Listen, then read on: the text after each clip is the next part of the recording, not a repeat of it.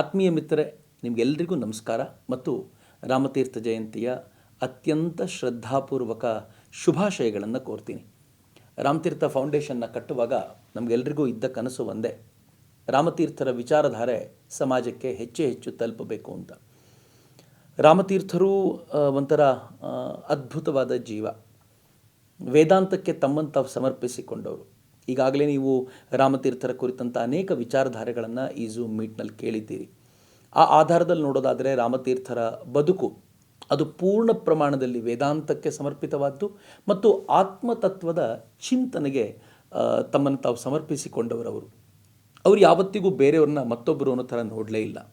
ಬದುಕನ್ನು, ನಮ್ಮ ಬದುಕನ್ನು ನಾವು ಸುಂದರಗೊಳಿಸಿಕೊಳ್ಳೋದು ಹೇಗೆ ಅನ್ನೋದ್ರ ಕುರಿತಂತೆ ತುಂಬ ಬಾರಿ ಸಮಾಜದೊಂದಿಗೆ ಚರ್ಚೆ ಮಾಡಿದವರು, ಸಮಾಜಕ್ಕೆ ದಾರಿ ತೋರಿಸುವಂಥ ಪ್ರಯತ್ನ ಮಾಡಿದವರು, ತಾವೂ ಕೂಡ ನಿರಂತರವಾಗಿ ಈ ವಿಚಾರದಲ್ಲಿ ಸಂಶೋಧನೆ ಅಂದರೆ ಆ ದಾರಿಯನ್ನು ಖಾತ್ರಿಗೊಳಿಸ್ಕೊಳ್ತಾ ನಡೆದಂಥವರು ಅಪರೂಪದ ಮಹಾಮಹಿಮ ರಾಮತೀರ್ಥರು.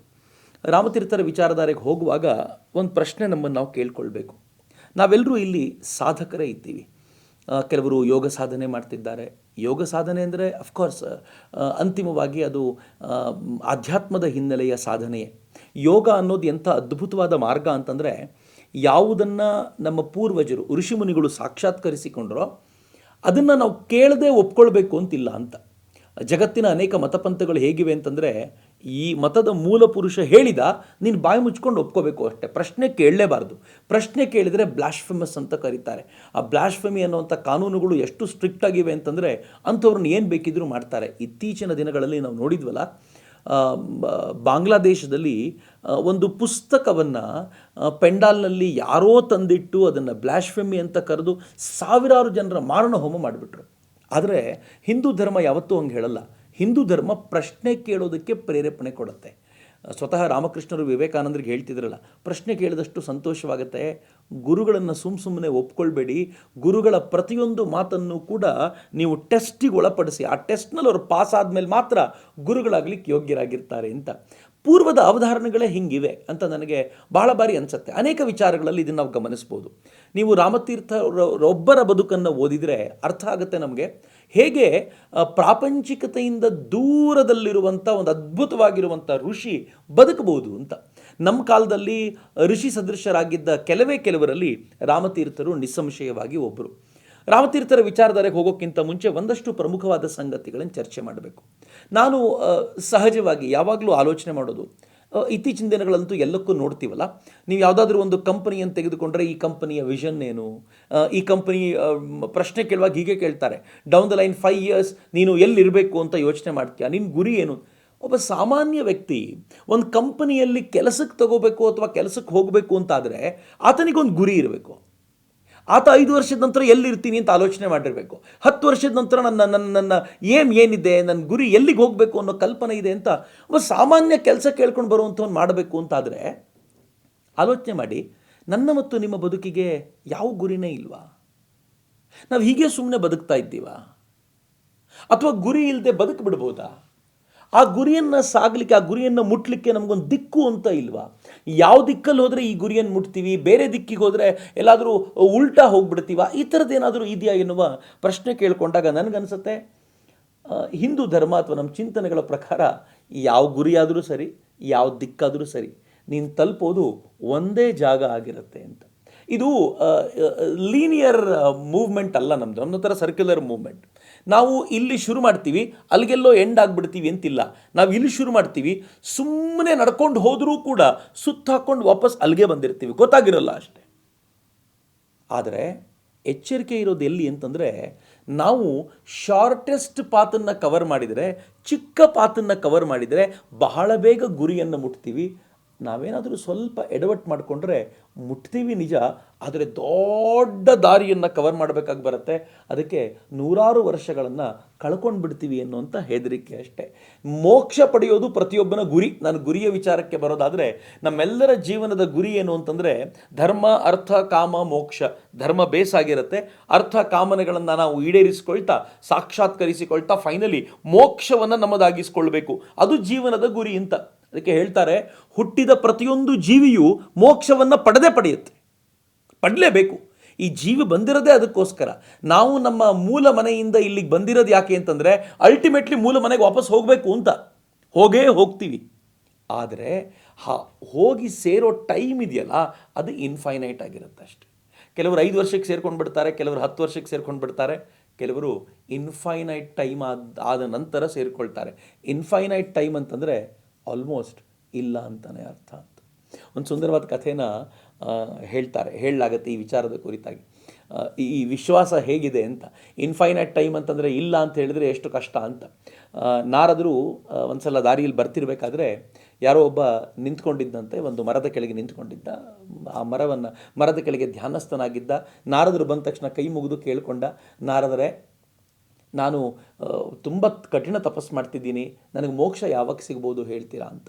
ನಾರದರು ಕಣ್ಣು ಮುಚ್ಚಿ ನೋಡಿ ಹೇಳಿದ್ರಂತೆ, ಈ ಮರದಲ್ಲಿ ಎಷ್ಟು ಎಲೆಗಳಿವೆಯೋ ಅಷ್ಟು ಜನ್ಮವೆತ್ತಿದ ನಂತರ ಮೋಕ್ಷ ಅಂತ. ಕಠಿಣ ತಪಸ್ಸಿನಲ್ಲಿದ್ದವನು ಅವನು ಅಷ್ಟು ಜನ್ಮಗಳನ್ನು ಎತ್ತಬೇಕಾ ನಾನು, ಇನ್ನೆಟ್ಟು ತಪಸ್ಸು ಮಾಡಬೇಕು ಅಂತ ಭಾಳ ನೊಂದುಕೊಂಡ, ವಿಶ್ವಾಸವನ್ನು ಕಳ್ಕೊಂಡ್ಬಿಟ್ಟ. ಸ್ವಲ್ಪ ಮುಂದೆ ಬಂದಂತೆ ಇನ್ನೊಬ್ಬ ವ್ಯಕ್ತಿ ಶಾಂತವಾಗಿ ಆನಂದದಿಂದ ತಪಸ್ಸು ಮಾಡ್ತಾ ಇದ್ದ. ಆದರೆ ಅವನು ಹುಣಸೆ ಮರದ ಕೆಳಗೆ ಕೂತಿದ್ನಂತೆ. ನಿಮ್ಗೆ ಗೊತ್ತು, ಹುಣಸೆ ಮರಕ್ಕೆ ಒಂದೊಂದು ಎಲೆಗೂ ಒಂದು ಸಣ್ಣ ಎಲೆ ತೊಗೊಂಡ್ರೆ ಅದಕ್ಕೊಂದು 20 ಸಣ್ಣ ಎಲೆಗಳಿರ್ತವೆ. ಅದ್ರ ಕೆಳಗೆ ಕೂತಿದ್ದ.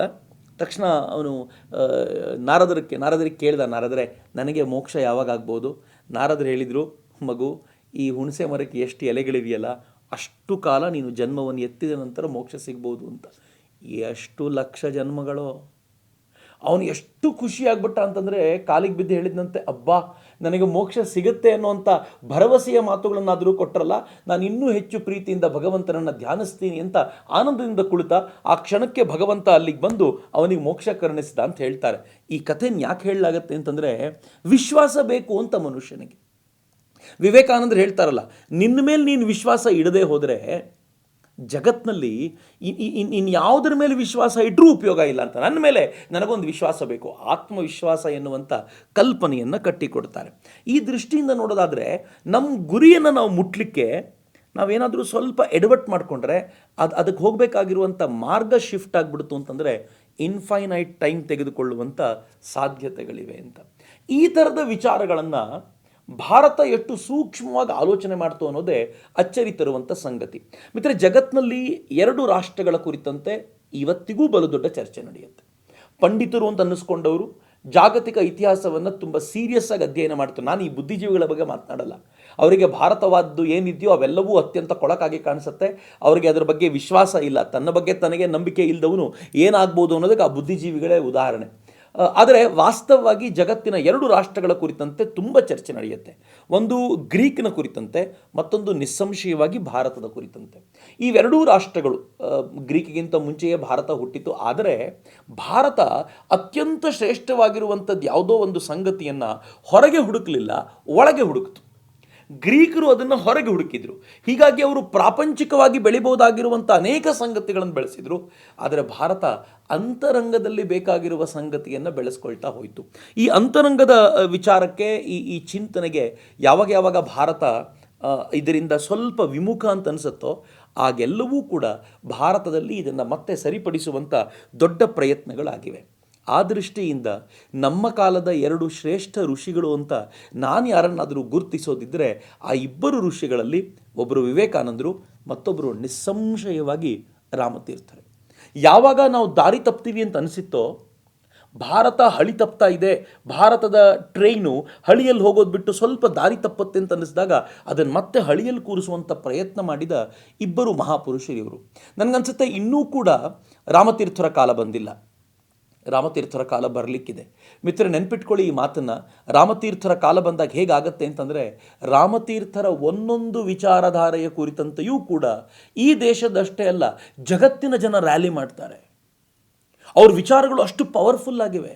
ರಾಮತೀರ್ಥರು ಹೇಳಿರುವಂಥ ವಿಚಾರ, ಇವತ್ತು ನಾನು ನಿಮಗೆ ಕೆಲವೊಂದು ವಿಚಾರಗಳನ್ನಷ್ಟು ಹಂಚ್ಕೊಳ್ತೀನಿ. ಅದು ಎಷ್ಟು ಪವರ್ಫುಲ್ ಆಗಿರುವಂಥ ವಿಚಾರಧಾರೆ ಅಂತಂದರೆ, ನಿಮ್ಮನ್ನು ಇವತ್ತು ಕೂತಾಗಲೂ ಹೌದಲ್ವಾ, ಎಷ್ಟು ಸತ್ಯ ಅಲ್ವಾ ಅಂತ ಅನಿಸುತ್ತೆ.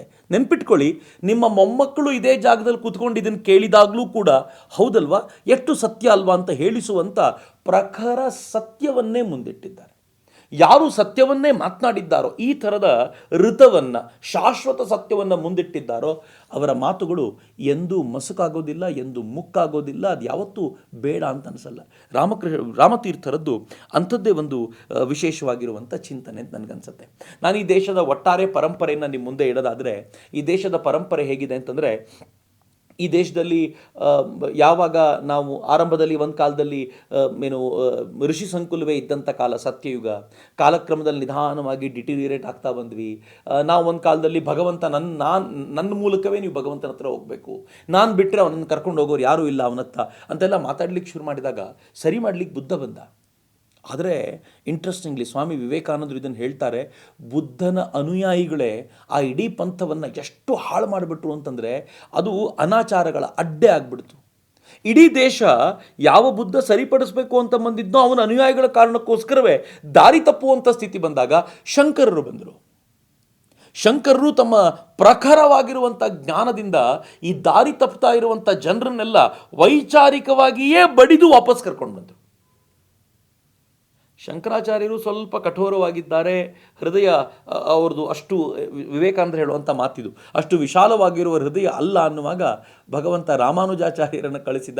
ಆ ಪುಣ್ಯಾತ್ಮರಂತೂ ಎಲ್ಲರಿಗೂ ಭಗವಂತನ ದರ್ಶನ ಮಾಡಿಸುವಂಥ ವ್ಯಕ್ತಿ ತಾನಾಗಬೇಕು ಎನ್ನುವಂಥ ಭಾವನೆಯಿಂದ ಜಾತಿ ಮತ ಪಂಥಗಳನ್ನು ಮೀರಿ ನಿಂತು ಒಂದು ಅದ್ಭುತವಾದ ಸಾಮ್ರಾಜ್ಯವನ್ನು ಕಟ್ಟಲಿಕ್ಕೆ ಸಾಧ್ಯ ಆಯಿತು. ಈ ರೀತಿ ಹಂತ ಹಂತವಾಗಿ ಸಾಮ್ರಾಜ್ಯದ ನಿರ್ಮಾಣ ಮಾಡ್ತಾ ಭಾರತವನ್ನು ಮತ್ತೆ ಶ್ರೇಷ್ಠ ಪಂಥಕ್ಕೆ ಮರಳಿ ತರೋದರಲ್ಲಿ ವಿವೇಕಾನಂದರು, ರಾಮತೀರ್ಥರು, ಅರವಿಂದರು ಇವರೆಲ್ಲರ ಪಾತ್ರ ಬಹಳ ದೊಡ್ಡದ್ದು ಅಂತ ನನಗನ್ಸುತ್ತೆ.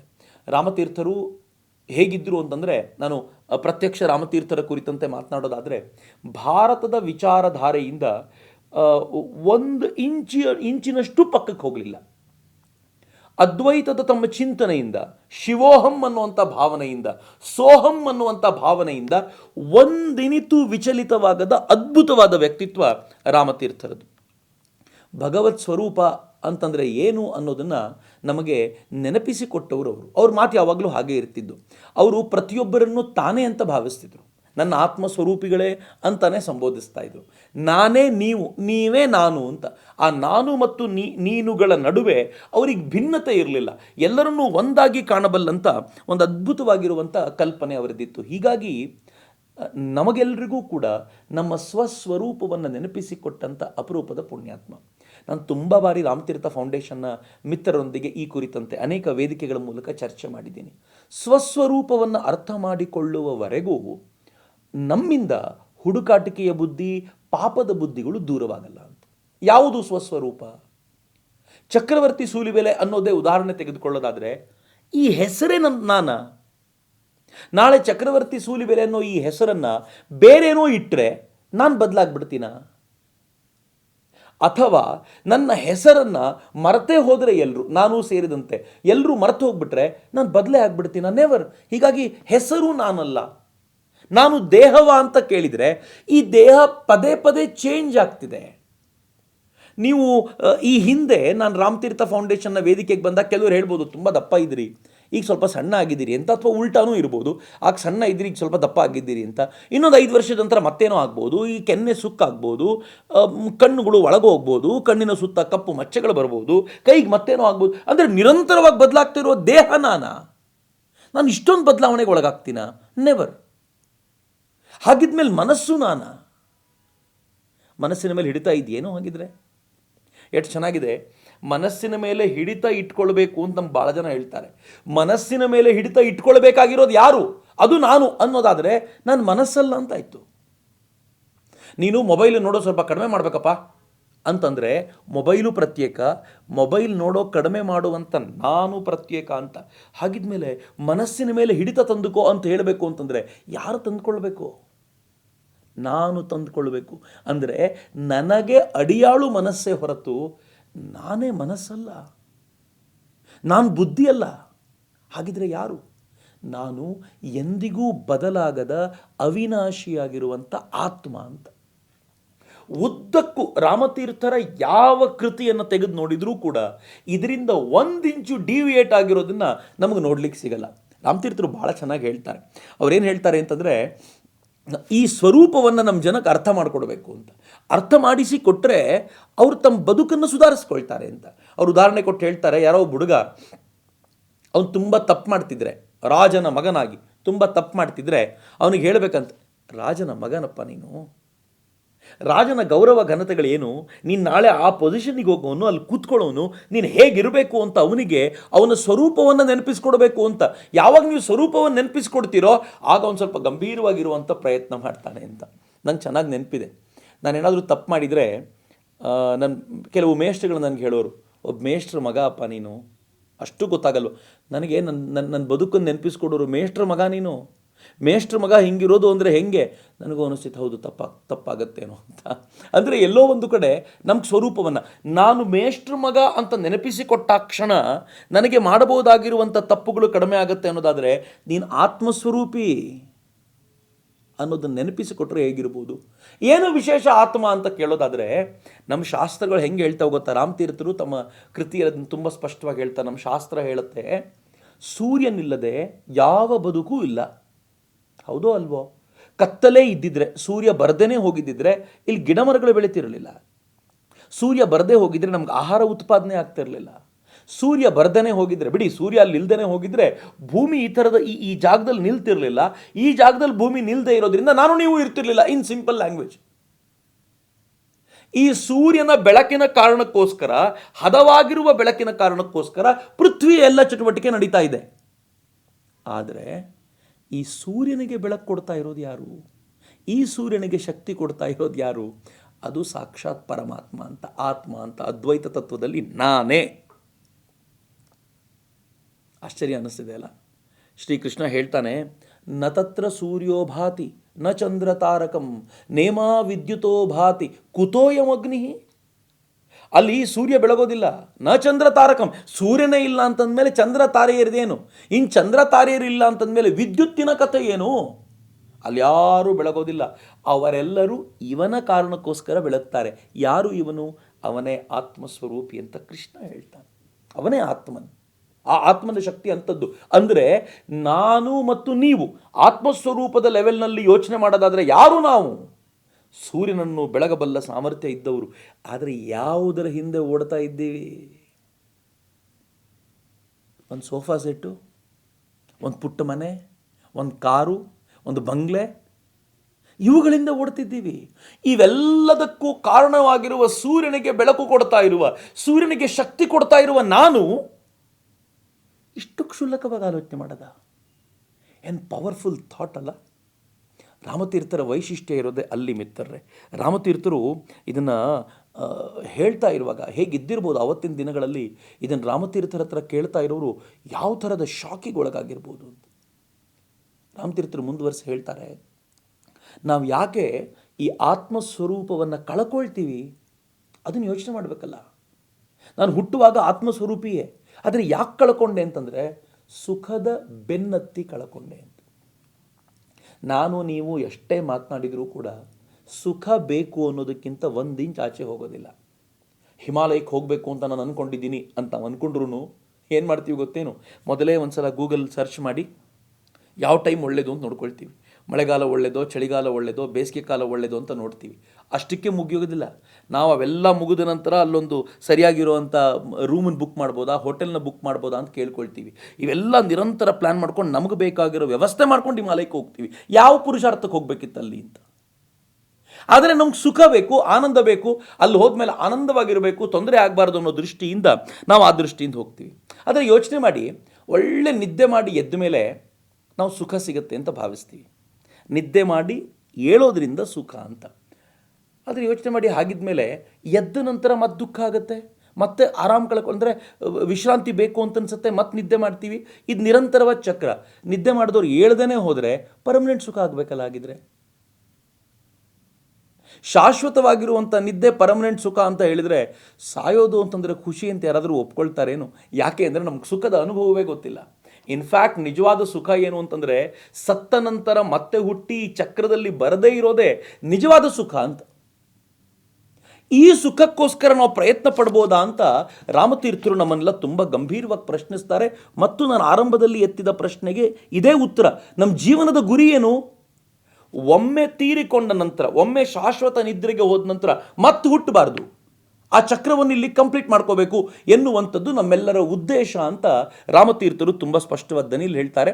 ಅದನ್ನೇ ಮುಕ್ತಿ ಅಥವಾ ಮೋಕ್ಷ ಅಂತಾರೆ.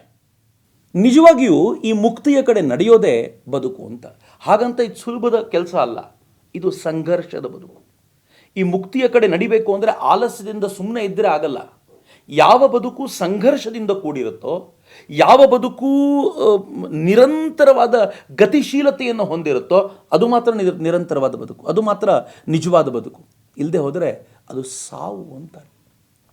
ವಿವೇಕಾನಂದರು ಈ ಮಾತನ್ನು ಹೇಳ್ತಾರೆ, ಸಂಕೋಚವೇ ಮರಣ, ವಿಕಸನವೇ ಜೀವನ ಅಂತ. ವಿಕಸನ ಆಗಬೇಕು, ನಿರಂತರವಾಗಿ ಡೆವಲಪ್ಮೆಂಟ್ ಕಾಣ್ತಾ ಇರಬೇಕು. ನಾನು ಪ್ರತಿನಿತ್ಯ ಯೋಗಕ್ಕೆ ಬರ್ತಾ ಇದ್ದೀನಿ, ಏನು ಬದಲಾವಣೆ ಕಾಣಲಿಲ್ಲ ಅಂತಂದರೆ ಇನರ್ಷಿಯಾ ಲಾ ಅಪ್ಲೈ ಆಗಿದೆ ಅಂತ.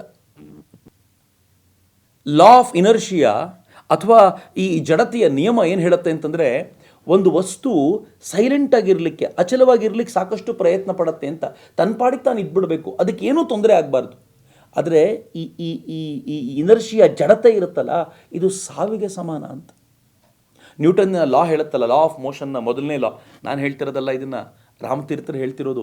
ಒಬ್ಬ ಮ್ಯಾಥಮೆಟಿಕ್ಸ್ ಟೀಚರು ಎಷ್ಟು ಅದ್ಭುತವಾದ ಆಲೋಚನೆಯನ್ನು ಪ್ರೆಸೆಂಟ್ ಮಾಡ್ಬೋದು ಅಂತ. ರಾಮತೀರ್ಥರು ಹೇಳ್ತಾರೆ, ಲಾ ಆಫ್ ಮೋಷನ್ನ ಪ್ರಕಾರ ಮೊದಲನೇ ಲಾ ಏನು ಹೇಳುತ್ತೆ ಅಂತಂದರೆ, ಒಂದು ವಸ್ತು ಚಲನಶೀಲವಾಗಿದ್ದರೆ ನಿರಂತರವಾಗಿ ಚಲನೆಯಲ್ಲಿರುತ್ತೆ, ಸೈಲೆಂಟ್ ಆಗಿದ್ದರೆ ನಿರಂತರವಾಗಿ ಸೈಲೆಂಟಲ್ಲಿರುತ್ತೆ, unless you apply an external force. ಏನಾದರೂ ಒಂದು ಎಕ್ಸ್ಟರ್ನಲ್ ಫೋರ್ಸ್ ಹಾಕದೆ ಹೋದರೆ ಅದು ಸೈಲೆಂಟ್ ಆಗಿರುತ್ತೆ. ಮತ್ತು ನಿರಂತರವಾಗಿ ಸೈಲೆಂಟ್ ಆಗಿರುವ, ನಿರಂತರವಾಗಿ ಒಂದೇ ಬಗೆಯ ಚಲನೆಯಲ್ಲಿರುವ ಎರಡೂ ವಸ್ತುಗಳು ಒಂಥರ ಈಕ್ವಲ್ಲೇ. ಹಾಗೆ ನಾವು ಗತಿಯೇ ಇಲ್ಲದೆ ನಾವು ಸೈಲೆಂಟಾಗಿ ಇರ್ತೀವಿ ಅಂತಾದರೆ ಅದು ಸಾಕ್ಷಾತ್ ನಮ್ಮ ಸಾವು ಅಂತ ತುಂಬ ಸ್ಪಷ್ಟವಾಗಿ ಅವರು ಹೇಳ್ತಾರೆ. ನಮ್ಮ ಬದುಕು ಕೂಡ ಲಾ ಆಫ್ ಇನರ್ಷಿಯಾ ಬರೀ ಜಡವಸ್ತುಗೆ ಮಾತ್ರ ಅಲ್ಲ, ನನಗೆ ಮತ್ತು ನಿಮಗೂ ಅಪ್ಲೈ ಆಗುತ್ತೆ. ನಾವೇನಾದರೂ ಬದಲಾವಣೆಯನ್ನು ಕಂಡುಕೊಳ್ಳುವಂಥ ಪ್ರಯತ್ನ ಮಾಡಲಿಲ್ಲ ಅಂತಂದರೆ, ಕಳೆದ ವರ್ಷಕ್ಕಿಂತ ಈ ವರ್ಷ ಪ್ರಗತಿಯ ಹಾದಿಯಲ್ಲಿ, ಉನ್ನತಿಯ ಹಾದಿಯಲ್ಲಿ ನಡಿಲಿಲ್ಲ ಅಂತಂದರೆ ನಾವು ಸತ್ತಂತೆ ಲೆಕ್ಕ ಅಂತ. ಎಕ್ಸ್ಟರ್ನಲ್ ಪ್ರೆಷರಿಗೋಸ್ಕರ ನಿರಂತರವಾದ ಪ್ರಯತ್ನ ಆಗ್ತಿರುತ್ತೆ ಅಂತ. ಇದು ಮೊದಲನೇದಾದರೆ, ಇದನ್ನು ರಾಮತೀರ್ಥರು ತಮೋಗುಣ ಅಂತ ಕರೀತಾರೆ. ಆ ಪ್ರಗತಿಯನ್ನು ಬಯಸದೆ ಆಲಸ್ಯದ ಮುದ್ದೆಯಾಗಿ ಏನಿರುತ್ತೀವಲ್ಲ, ಅದು ತಮೋಗುಣ ಅಂತ ಲಾ ಆಫ್ ಇನರ್ಷಿಯನ್ ಮುಂದಿಟ್ಕೊಂಡು ನೋಡೋದಾದರೆ. ಎರಡನೇದವ್ರು ಹೇಳ್ತಾರೆ, ಇದರ ನಂತರ ಬರೋದು ಗತಿವೃದ್ಧಿ ಅಂತ. ಆಕ್ಸಿಲರೇಟ್ ಆಗಬೇಕು. ನಾವೇನೋ ನಡೀತಾ ಇರುವಾಗ ಸ್ವಲ್ಪ ಸ್ಪೀಡಪ್ ಆಗಬೇಕು, ಸ್ವಲ್ಪ ಸ್ಪೀಡ್ ಕಡಿಮೆ ಆಗ್ಬೋದು ಕೆಲವೊಂದು ಸಲ. ಈ ರೀತಿ ನಿರಂತರವಾಗಿ ಸ್ಪೀಡ್ ಆಗ್ತಾ ಇರೋದಿರುತ್ತಲ್ಲ, ಇದ್ದಿದ್ದು ಸ್ಪೀಡ್ಗಿಂತ ಸ್ವಲ್ಪ ಜಾಸ್ತಿ ವೇಗವನ್ನು ಜಾಸ್ತಿ ಹೆಚ್ಚಿಸ್ಕೊಳ್ಳೋದು, ಆಕ್ಸಿಲರೇಟ್ ಆಗುವಂಥ ಪ್ರಯತ್ನ ಏನಾಗುತ್ತಲ್ಲ, ಅದು ರಜೋಗುಣ ಅಂತ ಅವ್ರು ಕರೀತಾರೆ. ಎಷ್ಟು ಚೆನ್ನಾಗಿ ಎಕ್ಸ್ಪ್ಲೈನ್ ಮಾಡ್ತಾರೆ ಅಂತಂದರೆ, ಸತ್ವ, ರಜಸ್ಸು ಮತ್ತು ತಮಸ್ಸು ಈ ಮೂರೂ ಗುಣಗಳನ್ನು ಕೃಷ್ಣ ಗೀತೆಯಲ್ಲಿ ಎಕ್ಸ್ಪ್ಲೈನ್ ಮಾಡ್ತಾನೆ. ಪ್ರತಿ ಗುಣಗಳ ವಿವರವಾದ ಚಿಂತನೆಯನ್ನು ಮುಂದೆ ಇಡ್ತಾನೆ. ಆದರೆ ರಾಮತೀರ್ಥರು ನಮ್ಮ ಬದುಕಿಗೆ ಅದನ್ನು ಅನ್ವಯಿಸಿ ತುಂಬ ಸ್ಪಷ್ಟವಾದ ದನಿಯಲ್ಲಿ ಹೇಳ್ತಾರೆ, ಯಾರು ಜಡರೋ, ಯಾರು ಈ ಗುರಿಯನ್ನು ಗುರುತಿಸ್ಕೊಂಡು ಅದರ ದಿಕ್ಕಿನಲ್ಲಿ ಹೆಜ್ಜೆ ಹಾಕುವ ಪ್ರಯತ್ನ ಮಾಡಿ ಬೆಳವಣಿಗೆಯನ್ನು ಗುರುತಿಸ್ಕೊಳ್ಳೋದಿಲ್ವೋ ಅವರೆಲ್ಲರೂ ಜಡರು, ಅವರೆಲ್ಲರೂ ತಮೋಗುಣಿಗಳು ಅಂತ. ಯಾರು ವೇಗವನ್ನು ಆ ದಿಕ್ಕಲ್ಲಿ ಹೆಚ್ಚಿಸ್ಕೊಳ್ತಾ ಇರ್ತಾರೋ ಅವರೆಲ್ಲರೂ ಕೂಡ ರಜೋಗುಣಿಗಳು ಅಂತ ಅವರು ತುಂಬ ಸ್ಪಷ್ಟವಾಗಿ ಕರೀತಾರೆ. ಈ ರಜೋಗುಣ, ತಮೋಗುಣ ಇವೆಲ್ಲವನ್ನು ನೋಡಿದಾಗಲೂ ಕೂಡ ವೇಗವನ್ನು ಹೆಚ್ಚಿಸ್ಕೊಳ್ಬೇಕಾಗಿರೋದು ಯಾರು? ನಾನೇ. ಗಂಭೀರವಾದ ಒಂದು ಪ್ರಶ್ನೆಯನ್ನು ರಾಮತೀರ್ಥರು ಎತ್ತುತ್ತಾರೆ. ಬಹುಶಃ ನನಗೆ ನಿಮಗೆ ಆ ಪ್ರಶ್ನೆ ಬರುತ್ತೋ ಇಲ್ವೋ, ರಾಮತೀರ್ಥರು ನಮಗೆ ಕೇಳ್ತಾರೆ. ಏನು ಕೇಳ್ತಾರೆ ಅಂತಂದರೆ, ಮನುಷ್ಯನಿಗೆ ತನ್ನ ಗತಿಯನ್ನು ಏರಿಸಿಕೊಳ್ಳುವ ಕೆಪಾಸಿಟಿ ಇದ್ದಾಗಲೂ ಅವನು, ಈಗ ಒಂದು ಕಲ್ಲಿಗೆ ತನ್ನ ಗತಿಯನ್ನು ತಾನೇ ಏರಿಸಿಕೊಳ್ಳುವ ಕೆಪಾಸಿಟಿ ಇಲ್ಲ, ಒಂದು ಎಕ್ಸ್ಟರ್ನಲ್ ಫೋರ್ಸ್ ಬೇಕು. ಆದರೆ ನನಗೆ ನಿಮಗೆ ಹಾಗಲ್ಲ. ಎಕ್ಸ್ಟರ್ನಲ್ ಫೋರ್ಸ್ ಇಲ್ಲದೆಯೂ, ಅಪ್ಲೈ ಆಗದೆಯೂ ನಾನು ಮತ್ತು ನೀವು ನಮ್ಮ ಗತಿಯನ್ನು ಏರಿಸಿಕೊಳ್ತಾ ಹೋಗ್ಬೋದು.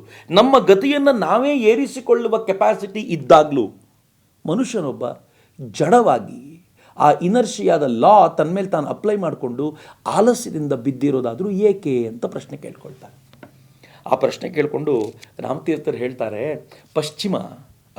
ಪಶ್ಚಿಮದ ಮತಪಂಥಗಳು, ಸೆಮಿಟಿಕ್ ಮತಗಳು ಏನು ಹೇಳ್ತವೆ ಅಂತಂದರೆ, ಆಡಮ್ ಮಾಡಿದ ತಪ್ಪಿಗೆ ಅವನ ಪೀಳಿಗೆಯವರೆಲ್ಲರೂ ಕೂಡ ಇವತ್ತಿನವರೆಗೂ ಆ ಪಾಪವನ್ನು ಶೇರ್ ಮಾಡ್ಕೊಳ್ತಿದ್ದಾರೆ ಅಂತ. ಪ್ರಶ್ನೆಗಳು ಬಹಳ ಇರ್ತವೆ. ಆತ ಮಾಡಿದ ತಪ್ಪನ್ನು ನಾನು ಯಾಕೆ ಶೇರ್ ಮಾಡಬೇಕು? ಒಂದಾದರೆ, ಆತ ಮಾಡಿದ ತಪ್ಪನ್ನು ಎಲ್ಲರೂ ಈಕ್ವಲಿ ಶೇರ್ ಮಾಡ್ಕೊಳ್ಳೋಣಲ್ಲ.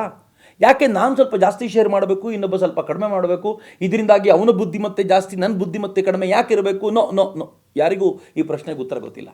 ಅದಕ್ಕೆ ರಾಮತೀರ್ಥರು ಹೇಳ್ತಾರೆ, ಸ್ವಲ್ಪ ಭಾರತೀಯ ತತ್ವವನ್ನು ಓದಿ, ಇಲ್ಲಿನ ದರ್ಶನಗಳನ್ನು ಅಧ್ಯಯನ ಮಾಡಿ, ನಿಮ್ಗೆ ಆಗ ಅರ್ಥ ಆಗುತ್ತೆ ಅಂತ. ಅದಕ್ಕೆ ಅವ್ರು ಹೇಳ್ತಾರೆ, ಭಾರತದಲ್ಲಿ 2 ಚಿಂತನೆಗಳಿವೆ. ಒಂದು ಪ್ರಾರಬ್ಧ, ಅದ್ರ ಜೊತೆಗೆ ಪುರುಷಾರ್ಥ ಅಂತ. ಪುರುಷಾರ್ಥ ಅನ್ನೋದು ನಾನು ಮಾಡಬಹುದಾಗಿರುವಂಥ ಕೆಲಸ, ನಾನು ಒಂದಷ್ಟು ಕೆಲಸವನ್ನು ಮಾಡಿ ಪುರುಷಾರ್ಥವನ್ನು ಗಳಿಸಿಕೊಳ್ಳಬೇಕು ಅಂತ. ಆದರೆ ಪ್ರಾರಬ್ಧ ಅಂದರೆ ಏನು ಗೊತ್ತಾ? ಹಿಂದಿನ ಜನ್ಮದಲ್ಲಿ ಮಾಡಿರುವಂಥ ಕರ್ಮಗಳ ಕಾರಣಕ್ಕೋಸ್ಕರ ಈ ಜನ್ಮದಲ್ಲಿ ನಡಿಲೇಬೇಕಾಗಿರುವಂಥ ಮಾರ್ಗ ಅಂತ. ಅವ್ರು ಹೇಳ್ತಾರೆ, ನಾನು ಬಡವನಾಗಿ ಹುಟ್ಟಬೇಕು ಅನ್ನೋದು ನನ್ನ ಪ್ರಾರಬ್ಧ. ನಾನು ಬಡವರ ಮನೇಲಿ ಹುಟ್ಟಬೇಕು, ಕೆಲವರು ಶ್ರೀಮಂತರ ಮನೇಲಿ ಹುಟ್ಟಬೇಕು, ಅದು ಅವರವರು ಪ್ರಾರಬ್ಧ. ನೀವು ನೋಡಿ ಹೊಟ್ಟೆ ಉರಿಸ್ಕೊಂಡ್ರೆ ಆಗಲ್ಲ, ಅವ್ನು ನೋಡಿ ಚಿಕ್ಕಂದೇ ಶ್ರೀಮಂತ ಆಗ್ಬಿಟ್ಟ ಅಂತ. ಕೆಲವರಿಗೆ ಭಗವಂತ ಶ್ರೀಮಂತಿಕೆ ಕೊಟ್ಟ, ಕೆಲವರಿಗೆ ಬಡವರ ಮನೇಲಿ ಬುದ್ಧಿಮತ್ತೇನು ಕೊಟ್ಟ. ಯಾರೋ ಆಟೋ ಡ್ರೈವರ್ ಮಗಳು IIT ಸೆಲೆಕ್ಟ್ ಆಗ್ತಾಳೆ, ನಮ್ಮ ಮನೆಗಳಲ್ಲಿ ಮಕ್ಕಳಿಗೆ ಪ್ರತ್ಯೇಕ ರೂಮ್ ಮಾಡಿಕೊಟ್ಟು, ಅವ್ರಿಗೆ ಬೇಕಾಗಿರೋ ಲೈಟ್ ಹಾಕ್ಕೊಟ್ಟು, ಬೇಕಾಗಿರೋ ಕ್ಲಾಸಸ್ ಎಲ್ಲ ಕೊಟ್ಟರು IIT ಹತ್ರಕ್ಕೂ ಹೋಗಲ್ಲ. ಆದರೆ ಆ ಪೆಟ್ರೋಲ್ ಬಂಕಲ್ಲಿ ಕೆಲಸ ಮಾಡುವಂಥ ಒಬ್ಬ ಸಾಮಾನ್ಯ ವ್ಯಕ್ತಿಯ ಮಗಳು IITಗೆ ಹೋಗ್ತಾಳೆ ಅಂತಂದರೆ, ಭಗವಂತ ಏನನ್ನು ಯಾರಿಗೆ ಕೊಡಬೇಕು ಅನ್ನೋದು ಅವ್ರ ಪ್ರಾರಬ್ಧ. ಭಗವಂತ ಕೊಡೋದಕ್ಕಿಂತ ಹೆಚ್ಚು ನಮ್ಮ ಕರ್ಮಗಳ, ಹಿಂದಿನ ಕರ್ಮಗಳ ಕಾರಣಕ್ಕೋಸ್ಕರ ತೊಗೊಂಬಂದಿದ್ದಿ. ಆದರೆ ಇಲ್ಲಿ ಬಂದ ನಂತರ ನಮ್ಮ ಪುರುಷಾರ್ಥದ ಮೂಲಕ ಮುಂದಿನ ಬದುಕನ್ನು ನಿಶ್ಚಯಿಸ್ಕೊಳ್ಬೋದು ಅಂತ ರಾಮತೀರ್ಥರು ಇದನ್ನು ಹೇಳ್ತಾರೆ. ಸಹಜವಾಗಿ ಭಾರತೀಯ ಶಾಸ್ತ್ರ. ಆದರೆ ಎಕ್ಸಾಂಪಲ್ ಕೊಡಬೇಕಲ್ಲ ಇದಕ್ಕೆ. ರಾಮತೀರ್ಥರು ಬ್ಯೂಟಿಫುಲ್ ಎಕ್ಸಾಂಪಲ್ಸ್ ಕೊಡ್ತಾರೆ ಮಿತ್ರರೆ. ರಾಮತೀರ್ಥರ ಕೃತಿ ನೀವು ಓದ್ತಾ ಹೋದರೆ ಎಕ್ಸಾಂಪಲ್ಗಳ ಭಂಡಾರ ಅದು. ಅವರು ಪ್ರತಿಯೊಂದಕ್ಕೂ ಕೂಡ ನಮ್ಮ ಕಾಲಘಟ್ಟದ ಉದಾಹರಣೆಯನ್ನು ಕೊಡ್ತಾರೆ.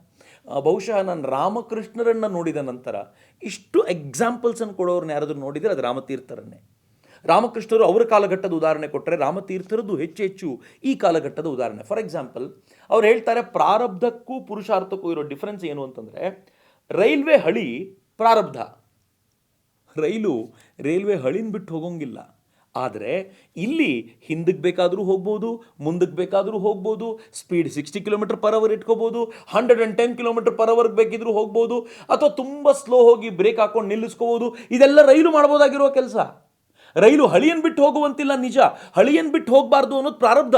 ಆದರೆ ಅದರ ನಡುವೆ ರೈಲು ತಾನು ಸೈಲೆಂಟ್ ಆಗಿರದೆ ತಾನು ಚಟುವಟಿಕೆ ಮಾಡುತ್ತಲ್ಲ, ಅದು ರೈಲಿನ ಪುರುಷಾರ್ಥ ಅಂತ.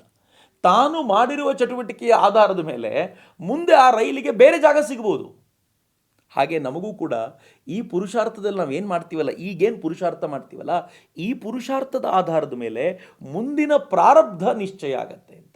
ಏನು ಚಂದದ ಎಕ್ಸಾಂಪಲ್. ಅವರೇ ಹೇಳ್ತಾರೆ, ಜೇಡರ ಬಲೆ ಹೆಂಗಿರುತ್ತೆ ಅಂತಂದರೆ, ತನ್ನ ಬಾಯಿಂದ ಎಂಜಿಲನ್ನು ಹೊರ ಹಾಕಿ ಬಲೆ ನೇಯುತ್ತೆ. ಬಲೆ ನೇಯುವವರೆಗೂ ಅದರ ಪುರುಷಾರ್ಥ, ನೇಯ್ದ ಮೇಲೆ ಅದು ಜೋಡಿಸ್ಕೊಳ್ಳುತ್ತಲ್ಲ, ಅದು ಅದರ ಪ್ರಾರಬ್ಧ ಆಗಿಬಿಡುತ್ತೆ. ಆ ಬಲೆಯಿಂದ ಆಚೆ ಬರಲಿಕ್ಕಾಗಲ್ಲ. ಆ ಬಲೆಯಿಂದ ಆಚೆ ಬರಬೇಕು ಅಂತಂದರೆ ಅದು ಮತ್ತೊಂದು ಬಲೆಯನ್ನು ನೇಯಿಕೊಳ್ಬೇಕು, ಅದೇ ಏರಿಯಾದಲ್ಲಿ ತಿರುಗಾಡಬೇಕು. ಬಲೆಯಿಂದ ಆಚೆ ಕಾಲಿಡ್ಲಿಕ್ಕಾಗಲ್ಲ. ಅಂದರೆ ಬಲೆ ನೇಯೋದು ಪುರುಷಾರ್ಥ, ಆದರೆ ಆ ಬಲೆ ಏನು ಹರಡ್ಕೊಂಡಿದೆಯಲ್ಲ ಅದು ಪ್ರಾರಬ್ಧ ಅಂತ ತುಂಬ ಸುಂದರವಾಗಿ ಅವರು ವರ್ಣನೆ ಮಾಡ್ತಾರೆ. ಸಮಯದ ಚಕ್ರ ಓಡ್ತಾನೆ ಇರುತ್ತೆ ಮಿತ್ರರೆ, ಅದು ನಮ್ಮ ಹಿಂದೆ ಅಟ್ಟಿಸ್ಕೊಂಡೇ ಬರ್ತಿದೆ. ನಾವು ಓಡಬೇಕು ಅಷ್ಟೇ. ಎರಡೇ ಮಾರ್ಗ ಇರೋದು. ರಾಮತೀರ್ಥರು ಹೇಳ್ತಾರೆ, ಒಂದು ಸೈಕಲ್ನ ಚಕ್ರ ನಿಮ್ಮನ್ನು ಅಟ್ಟಿಸ್ಕೊಂಡು ಬರ್ತಿದೆ, ಸೈಕಲ್ ನಿಮ್ಮನ್ನು ಅಟ್ಟಿಸ್ಕೊಂಡು ಬರ್ತಿದೆ ಅಂದರೆ, ನೀವು ಸೈಕಲ್ನಷ್ಟೇ ವೇಗವಾಗಿ ಅಥವಾ ಸ್ವಲ್ಪ ಜಾಸ್ತಿ ವೇಗವಾಗಿ ಓಡ್ತಾನೆ ಇರಬೇಕು. ನೀವು ನಿಂತ ತಕ್ಷಣ ಹಿಂದಿನಿಂದ ಬಂದ ಸೈಕಲ್ ಚಕ್ರ ನಿಮ್ಮನ್ನು ಗುದ್ದುತ್ತೆ ಅಂತ. ಇರೋದು ಒಂದೇ ಮಾರ್ಗ, ನೀವು ಓಡ್ತಾ ಇರಬೇಕು ನಿರಂತರವಾಗಿ, ಅಥವಾ ಸೈಕಲ್ ನಿಲ್ಲಬೇಕು. ಸೈಕಲ್ ನಿಲ್ಬೋದೇನೋ, ಆದರೆ ಕಾಲದ ಚಕ್ರ ನಿಲ್ಲದಿಲ್ಲ, ಅದು ನಿರಂತರವಾಗಿ ಉರುಳುತ್ತಾನೆ ಇರುತ್ತೆ. ನಾವು ಓಡಬೇಕು ಅಷ್ಟೆ. ಓಡಿದರೆ ಮಾತ್ರ ಬದುಕ್ತೀವಿ, ಇಲ್ಲದೆ ಹೋದರೆ ಸಾಯ್ತೀವಿ ಅಂತ. ಓಡೋದು ಅಂದರೆ ಪುರುಷಾರ್ಥ ಮಾಡಬೇಕು ಅಂತ. ಈ ಪುರುಷಾರ್ಥ ಯಾವ ದಿಕ್ಕಿನ ಕಡೆಗೆ ಮಾಡಬೇಕು? ಅತ್ಯಂತ ಹೈಯೆಸ್ಟ್ ಆಗಿರುವಂಥ ಮೋಕ್ಷವನ್ನು ಪಡ್ಕೊಳ್ಳುವ ದಿಕ್ಕಿನ ಕಡೆಗೆ ನಿರಂತರವಾಗಿ ಚಟುವಟಿಕೆ ಮಾಡ್ತಾ ಹೋದರೆ ನಿಜವಾಗಿಯೂ ಬದುಕು ಸುಂದರವಾಗುತ್ತೆ, ಗತಿಶೀಲವಾಗುತ್ತೆ, ಮತ್ತು ರಜೋಗುಣದ ದಿಕ್ಕದಲ್ಲಿ ನಡೀತಾ ಫೈನಲಿ ಒಂದು ದಿನ ನಾವು ಸಾತ್ವಿಕರಾಗಿ ಆ ಅದ್ಭುತವಾಗಿರುವ ತತ್ವವನ್ನು ನಮ್ಮದಾಗಿಸ್ಕೊಳ್ಬೇಕು. ಇಷ್ಟನ್ನು ರಾಮತೀರ್ಥರು ನಮಗೆ ಸುಂದರವಾಗಿ ಕಟ್ಟಿಕೊಡ್ತಾರೆ. ಈ ಕಾರಣಕ್ಕೆ ರಾಮತೀರ್ಥರು ಬಹಳ ಇಷ್ಟ ಆಗೋದು ನನಗೆ. ಎಷ್ಟು ಗಹನವಾಗಿರುವ ವೇದಾಂತ ತತ್ವಗಳನ್ನು ನಮ್ಗೆ ಅರ್ಥ ಆಗುವಂಥ ಭಾಷೆಯಲ್ಲಿ ಹೇಳ್ತಾರೆ. ಮಿತ್ರ, ಅನೇಕ ಜಾಗಗಳಲ್ಲಿ ಮ್ಯಾಥಮೆಟಿಕ್ಸ್ ಫಾರ್ಮುಲಾನ ಉಲ್ಲೇಖ ಮಾಡಿಬಿಡ್ತಾರೆ. ಆ ಮ್ಯಾಥಮೆಟಿಕ್ಸ್ ಫಾರ್ಮುಲಾನ ಉಲ್ಲೇಖ ಮಾಡ್ತಾ ಅವ್ರು ಹೆಂಗೆ ಮಾಡ್ತಾರೆ ಅಂತಂದರೆ, ನಿಮಗೆ ಮ್ಯಾಥಮೆಟಿಕ್ಸೂ ಅರ್ಥ ಆಗಬೇಕು, ಜೀವನದ ಗಹನವಾದ ತತ್ವಗಳು ಅರ್ಥ ಆಗಬೇಕು. ಇನ್ನೂ ಸರಳವಾಗಿ ಹೇಳಬೇಕು ಅಂದರೆ, ನಮ್ಮ ಜೀವನವೂ ಕೂಡ ಒಂದು ಮ್ಯಾಥಮೆಟಿಕ್ಸ್ನ ಫಾರ್ಮುಲಾ ಇದ್ದಂತೆ. ಆ ಥರದೊಂದು ಸುಂದರವಾಗಿರುವಂಥ ವಾತಾವರಣವನ್ನು ಅಥವಾ ಬೌದ್ಧಿಕ ಚಿಂತನೆಯ ಇದನ್ನು ಕಟ್ಕೊಡುವಂಥವರು ರಾಮತೀರ್ಥರು. ಅವರ ಜಯಂತಿ ಅಂತಂದರೆ ಅದು ಭಾರತದ ದರ್ಶನಗಳ ಹಬ್ಬ ಅಂತ ನನಗೆ ಯಾವಾಗಲೂ ಅನಿಸುತ್ತೆ. ಇನ್ನೂ ಹೆಚ್ಚು ಹೆಚ್ಚು ರಾಮತೀರ್ಥರು ಮನೆ ಮನೆ ಮುಟ್ಟಬೇಕು, ಅವ್ರ ವಿಚಾರಗಳು ಮುಟ್ಟಬೇಕು. ವ್ಯಕ್ತಿಯಾಗಿ ರಾಮತೀರ್ಥರು ಮುಟ್ಟೋದ್ರಲ್ಲಿ ಏನು ವಿಶೇಷ ಏನಿಲ್ಲ. ಯಾಕೆಂದರೆ ಅವರ ಚಿಂತನೆಯ ಪ್ರಕಾರ ನಾನು ರಾಮತೀರ್ಥನೇ, ನೀವು ರಾಮತೀರ್ಥರೇ, ನಮ್ಮಲ್ಲೆಲ್ಲ ಭೇದ ಏನೂ ಇಲ್ಲ. ಆದರೆ ಅವರ ವಿಚಾರಗಳು ಹೆಚ್ಚು ಹೆಚ್ಚು ಪ್ರಖರವಾಗಿ ಹೋದಷ್ಟು ಇಡೀ ಜಗತ್ತು ನೆಮ್ಮದಿಯ ಬದುಕನ್ನು ಕಾಣಬಲ್ಲದು ಅಂತ ವಿವೇಕಾನಂದರು ಒಂದು ಕಡೆ ಹೇಳ್ತಾರೆ. ಯಾವಾಗ ಜಗತ್ತಿನಲ್ಲಿ ಏಕಚಕ್ರಾಧಿಪತ್ಯ ಬಂದಿದೆಯೋ, ಜಗತ್ತೆಲ್ಲವನ್ನು ಒಂದು ಮಾಡುವಂಥ ಸೈನಿಕ ಪ್ರಯತ್ನ ಆಗಿದೆಯೋ, ಅಥವಾ ಭಿನ್ನ ಭಿನ್ನ ಪ್ರಯತ್ನಗಳ ಮೂಲಕ ಜಗತ್ತನ್ನು ಒಂದು ಮಾಡಿ ಆಳುವ ಪ್ರಯತ್ನ ಮಾಡಿದ್ದಾರೋ, ಅವರೆಲ್ಲರೂ ಬ್ರಿಡ್ಜ್ ಕಟ್ಟಿದ ತಕ್ಷಣ ಅಲ್ಲೆಲ್ಲ ಹೋಗಿರೋದು ಭಾರತದ ಚಿಂತನೆಗಳೇ ಅಂತ. ಪರ್ಷಿಯಾದ ಸಾಮ್ರಾಜ್ಯ ಹುಟ್ಟೋಕ್ಕಿಂತ ಮುಂಚೆ ಒಂದು ಕಾಲದಲ್ಲಿ ಹಿಂಗಾಗಿತ್ತು, ಪರ್ಷಿಯನ್ ಸಾಮ್ರಾಜ್ಯದ ಕಾಲದಲ್ಲಿ ಹಿಂಗಾಗಿತ್ತು, ಆನಂತರ ಮುಂದೆ ಬ್ರಿಟಿಷರ ಕಾಲದಲ್ಲಿ ಮತ್ತೊಮ್ಮೆ ಹೀಗೆ ಆಗ್ತಾ ಇದೆ ಅಂತ ವಿವೇಕಾನಂದರು ಹೇಳ್ತಾರೆ. ನನಗನ್ಸುತ್ತೆ ಈಗ ಮತ್ತೊಮ್ಮೆ ಜಗತ್ತು ಒಂಥರ ವಿಚಿತ್ರವಾಗಿರುವಂಥ ಒಂದು ವಾತಾವರಣದಲ್ಲಿ ಏನು ಹೋಗ್ತಾ ಇದೆಯಲ್ಲ, ಅಂಥ ಸಂದರ್ಭದಲ್ಲಿ ಮತ್ತೊಮ್ಮೆ ಭಾರತೀಯ ಚಿಂತನೆಗಳು ಜಗತ್ತನ್ನು ಆವರಿಸಿಕೊಳ್ಳಿಕ್ಕೆ ಸಜ್ಜಾಗಿವೆ ಅನಿಸುತ್ತೆ. I think the right time has come. ನಾನು, ನೀವು ಎಲ್ಲರೂ ಕೂಡ ರಾಮತೀರ್ಥರ ಈ ಚಿಂತನೆಯಿಂದ ಜಗತ್ತನ್ನೇ ತೋಯಿಸುವಂತಾಗಲಿ ಅಂತ ಅತ್ಯಂತ ಕಳಕಳಿಯಿಂದ ಭಾವಿಸ್ತಾ, ಪ್ರೀತಿಯಿಂದ ಆಲಿಸಿರುವಂಥ ನಿಮಗೆಲ್ಲರಿಗೂ ನಾನು ಹೃತ್ಪೂರ್ವಕ ಕೃತಜ್ಞತೆಗಳನ್ನು ಸಮರ್ಪಿಸ್ತೀನಿ. ವಂದೇ ಮಾತರಂ. ಜೈ ಹಿಂದ್.